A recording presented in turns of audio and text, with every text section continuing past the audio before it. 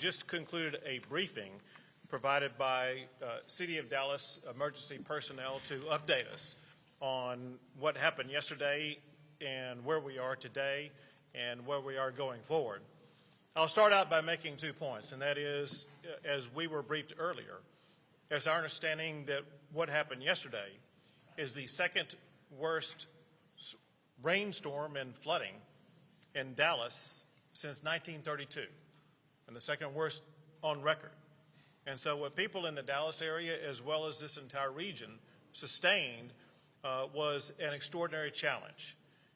I might note that it's kind of remarkable and maybe typical Texas, that as we went through this historic rainstorm yesterday, and as we gather to visit with you about today, the sun is coming out.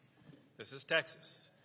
But also being Texas means being responsive to challenges like this. And so I want to commend the mayor as well as the entire city staff, as well as others around the entire region for responding so prolifically to the enormous challenge that they dealt with yesterday. I have had the opportunity to speak with several officials around the region.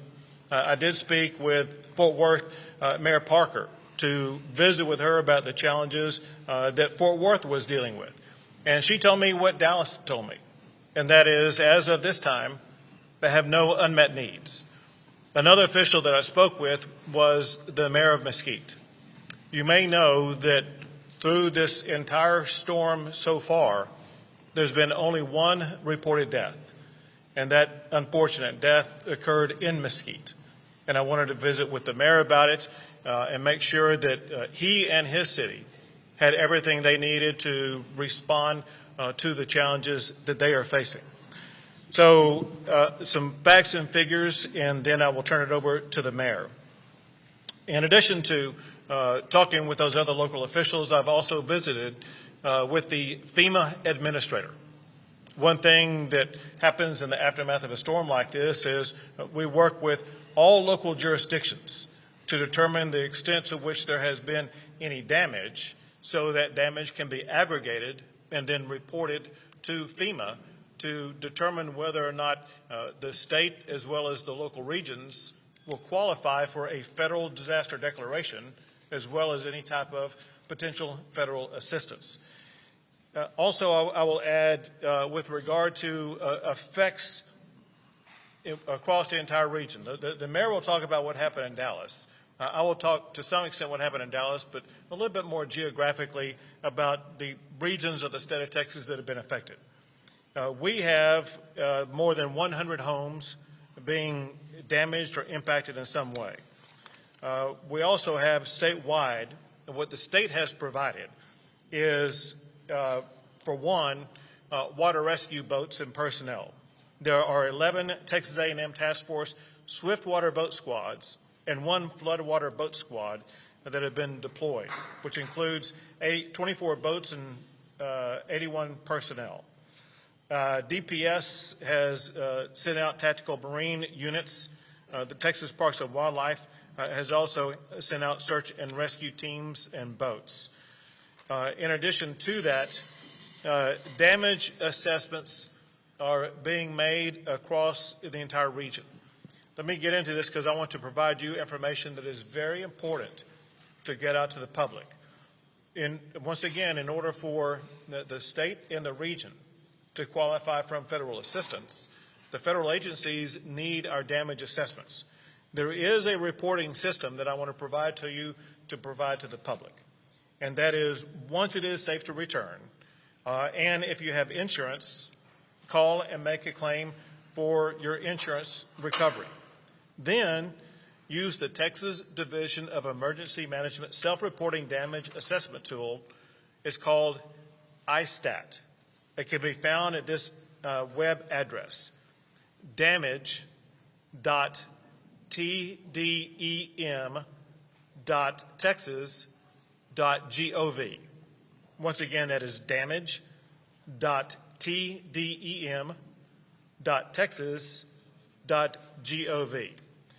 Well, needless to say, the effect of this storm has been dramatic here in Dallas, in Fort Worth, but across multiple regions around the state of Texas.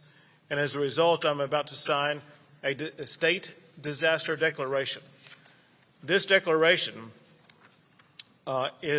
includes 23 counties across Texas due to damaging winds and heavy rainfall, including flash flooding and river flooding. Right now, it includes 23 counties: Kemp County, Culberson, Dallas, Duval, Ellis, El Paso, Henderson, Hopkins, Hudspeth, Kaufman, Kerr, Live Oak, Marion, Montague, Navarro, Pecos, Raines, Smith, Tarrant, Upshur, Van Sant, Webb, and Wood. Importantly, additional counties may be added as the storm system works its way through the state. I will sign it at this time.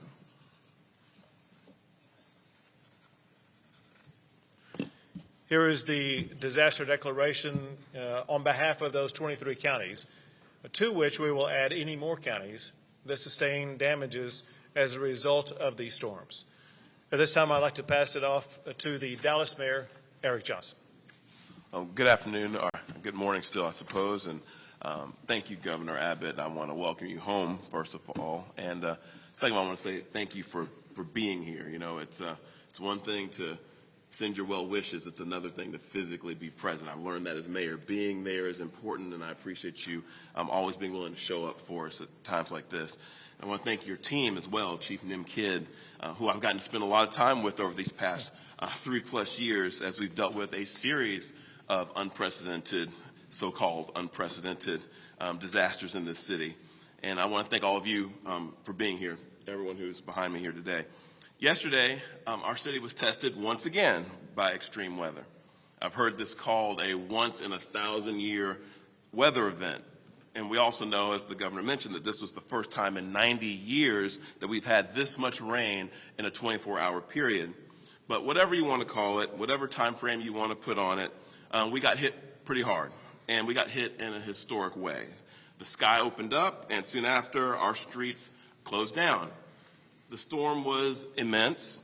You've all seen the images and the videos, the water rising in people's homes and our businesses, flooded underpasses, submerged vehicles, knocked out traffic signals, delayed flights in and out of DFW that caused, a national snarl in our transportation system, city parks that looked more like lakes, and of course our very brave men and women of our police department and our fire department wading through those very flash flood waters to help those who've been stranded. The flood waters receded quickly yesterday evening, and for most people in our city, I'm happy to report that today is a return to normalcy. For them, Monday will be nothing more than an unusually wet and dreary memory, and for that I'm very glad. Anytime that we get out of something like this without a single fatality or any catastrophic damage to our city, we should all be grateful. And God knows we needed the rain after all the heat in this past summer. But for some people, this is important, for some of us, the effects of this storm are going to linger for a while. This storm meant for some of our residents, Governor, that their lives have been upended.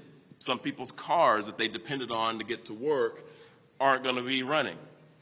For some of our parents who have to miss work and business owners who have to close shop, this is a serious problem for them.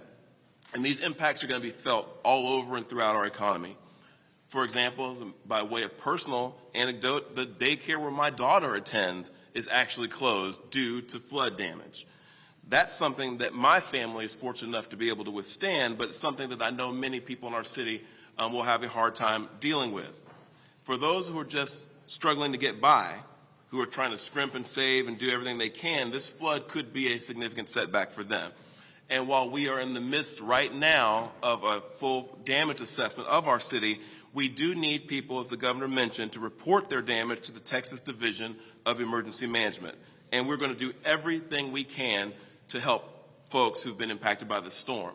So again, I want to thank Governor Abbott for coming here, physically being here with us in Dallas as we assess and deal with the impact of the storm.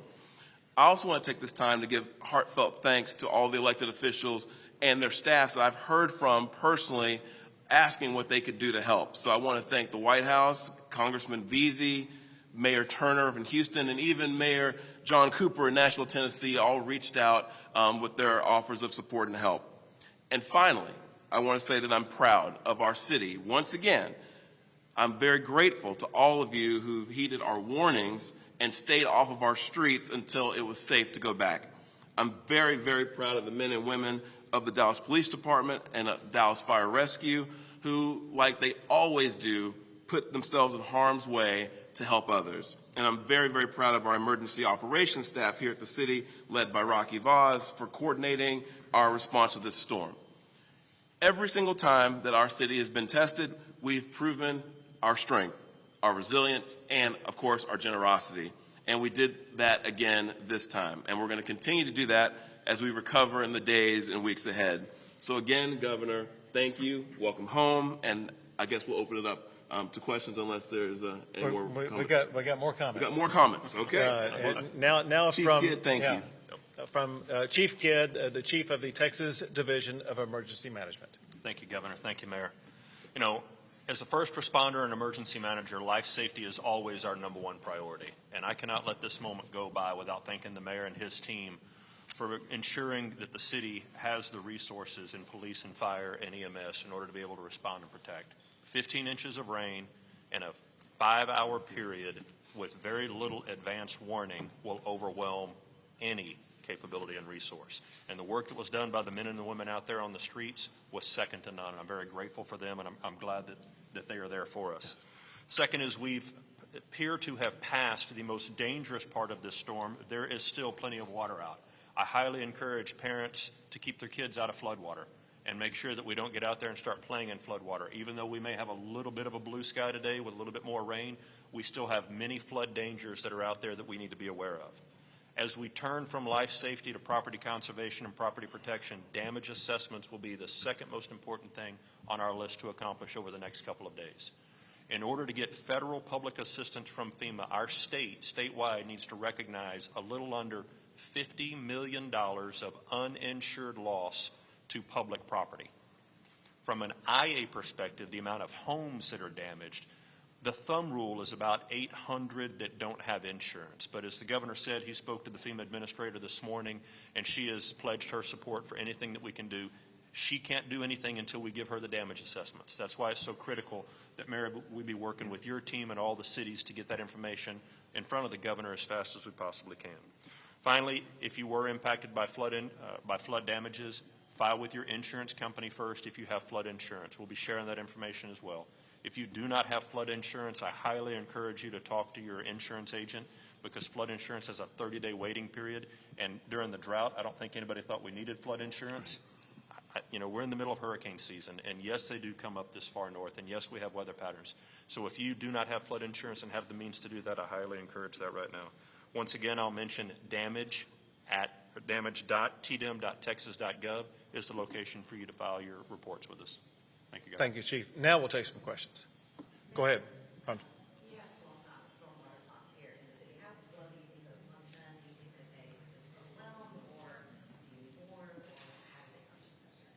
Well, I think we have Dallas Water Utilities here who can speak directly to the status of the infrastructure. But I did learn in our briefing that the water that hit our city did not hit evenly. There were differences in terms of rainfall and where that rainfall occurred. And so I think that accounts for some of the difference in outcomes and where flooding occurred in our city. But I think Dallas Water Utilities can speak specifically to the infrastructure situation.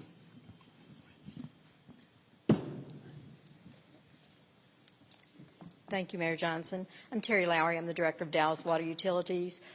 Yes, exactly what the Mayor said. The quantities of rainfall that fell within the time period that they fell, I don't care what kind of system we had in place, there was going to be flooding. Some of our older areas of the city with smaller infrastructure were impacted. We are doing some major improvements. We've spent almost $1 billion improving our larger infrastructure, and we're starting a capital improvement program to go out in the neighborhoods and connect all of that, which in the future will greatly help us. Ms. Lowry, while you have a microphone, is there any gauge or assessment at this point for the city of Dallas where specifically you were impacted more than other places? It seemed that it was pretty widespread across the city. The northern parts of the city did not experience as much rainfall, but along the east, down south, and across the west, there were high rainfall amounts that fell, so those obviously were the most impacted. The area around Baylor Hospital was particularly a concern. That area has flooded again and again and again. At what point does the city of Dallas say, we may have a problem? Well, the city of Dallas did that a few years ago. With the bond programs, we have been completing the Mill Creek Tunnel, and when that is in place in 2025, that will immediately alleviate the area around the tunnel and south of the tunnel, and that will improve that area. Governor Abbott, I know you went through where people should file in order to get some relief from this, but for people that are at home, how long is that process, and how long will they be waiting until they can say, okay, here's a check, I can really start fixing things? Well, it takes a while because it is a process. Again, let's start with the beginning, and that is for most individuals, whether they are a homeowner or a business owner, they typically have insurance. And so their first go-to is their insurance company, and that is something that can be turned around this week. And so, and then after that, to the extent that they are uninsured, we need to aggregate the damages across the entire region. Our goal would be to try to have an early assessment of all of those damages by the end of this week. And so we should have some level of notification with our ongoing cooperation with FEMA about where we stand by later this week. Governor, you've gone down this road before, you've seen this before, but you've already said at this point only 100 homes with an emergency declaration for 23 counties. Is that a message to FEMA that simply they can't help us? Well, first, I don't know if you're making reference to this, but you may remember the tornado that came through Dallas. And there was significant damages to many homes, some homes completely lost, but it did not qualify for FEMA assistance because most of those homes were insured. That said, in talking to the FEMA administrator earlier today, one thing that she voiced concern about were people of low income levels that may be disproportionately impacted by a storm like this. And FEMA may be taking a different approach in the way that they respond to this so that they can provide more assistance to low-income Dallasites or Texans. But that said, we still need to aggregate the information and provide it to them before they can begin the assessment process. My question is, where's the wherewithal for the state of Texas to intervene where FEMA cannot? Well, again, on the intervention, that typically comes with regard to insurance, and we just need to find out where that is. Most people who have a home or business are fully insured. I will tell you this, and that is most governments, like cities, are self-insured, and that's a choice they make. And so they would then qualify, if it added together, for public assistance from FEMA.